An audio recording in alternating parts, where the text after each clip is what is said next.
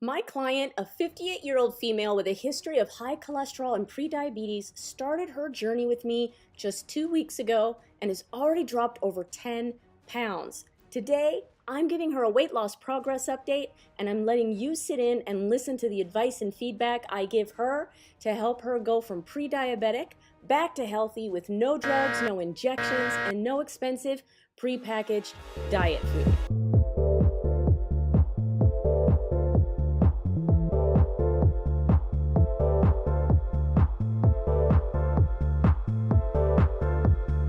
At 5'7" and 176 pounds, Brenda told me she hadn't seen her goal weight of 145 pounds in over 8 years. At just a couple pounds away from being in the obese category, Brenda previously tried everything from traditional calorie counting to drugs like phentermine, but nothing she tried could get her weight to move more than a few pounds, and her body could never hold the small amount of weight that she would lose.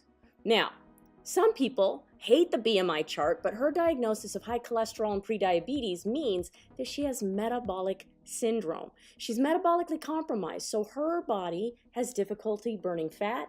She gains weight back fast when she stops her diet, and she's developing heart disease and diabetes simultaneously. And that's the difference between a simple weight problem versus a dysfunction on a cellular level in how the body uses energy. So Brenda sent her progress logs for week 2 with an email question I just had to address. Good morning. Please find attached my complete week 2 tracking sheets.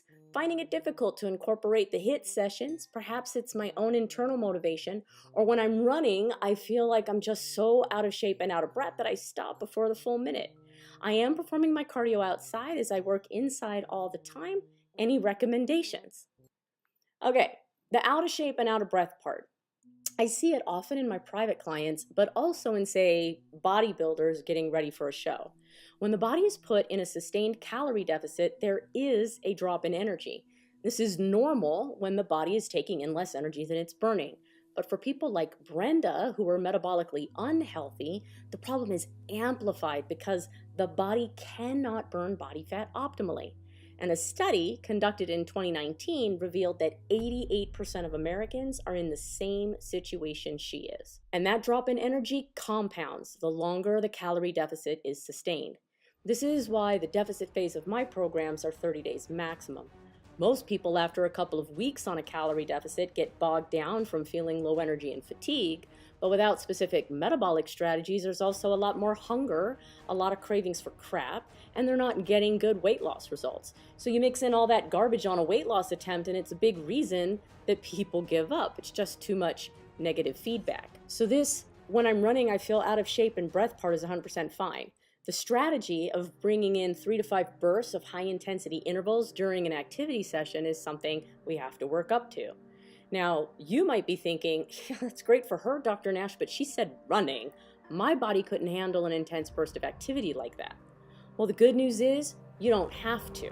I'm about to tweak her strategy to help her continue the faster weight loss results she's already seeing, and because you're listening in, you can also try these strategies and see if they work for you. So first, we want to extract and isolate all the great techniques Brenda already was doing that created an impressive result of losing over 10 pounds in just 2 weeks. 1, she did the interval training 3 days in 1 week. Fantastic. 2, she waited 48 hours between each interval session. Beautiful. 3, she did between 3 to 5 interval bursts per session. Phenomenal. 4, she went for a 25 to 40 minute walk on the days between interval training. Astounding. And 5, she did all of her cardio sessions, because that's technically what this is, in the morning before she ate anything. Stacking these 5 things together creates a situation where the body is pushed out of its comfort zone, so it's forced to improve. It means where regular activity, like going for a walk, will only burn calories while you are doing the activity, doing high-intensity intervals like Brenda causes an afterburn effect that on average lasts about 12 to 24 hours, but could go as high as 48 hours or longer depending on the intensity and the duration.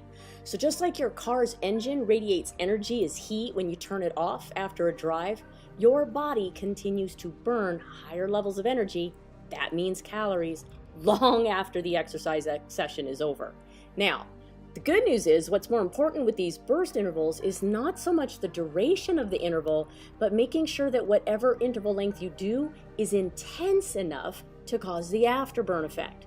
So how will you know if the interval is intense enough?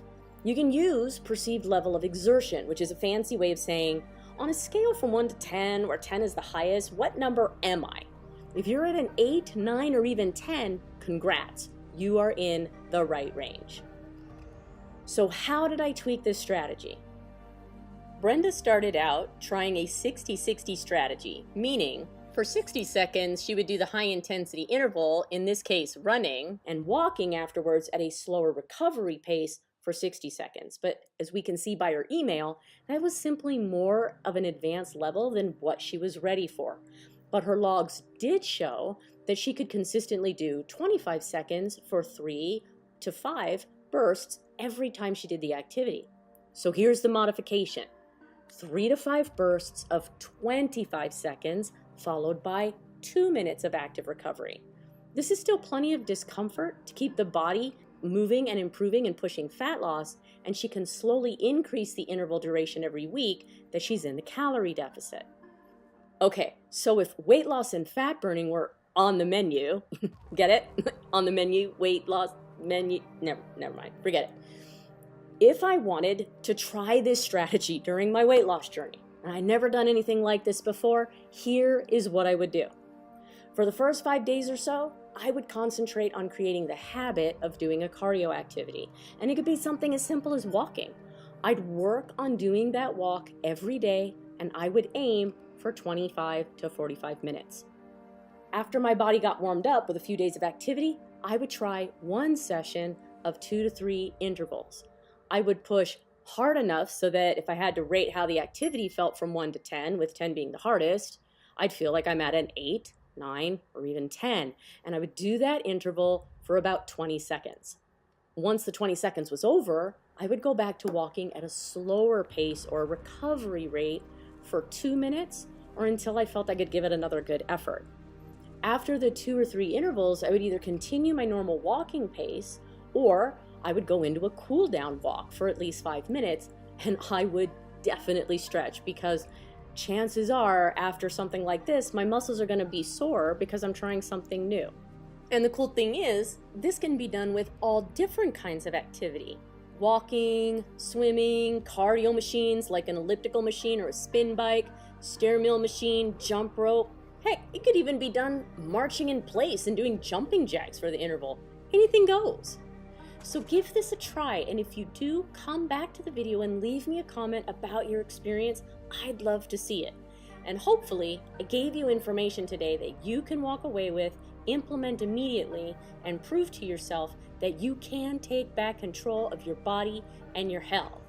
Also, if you got some value out of this, I would sincerely appreciate it if you liked the video or subscribe to get updates on future video releases.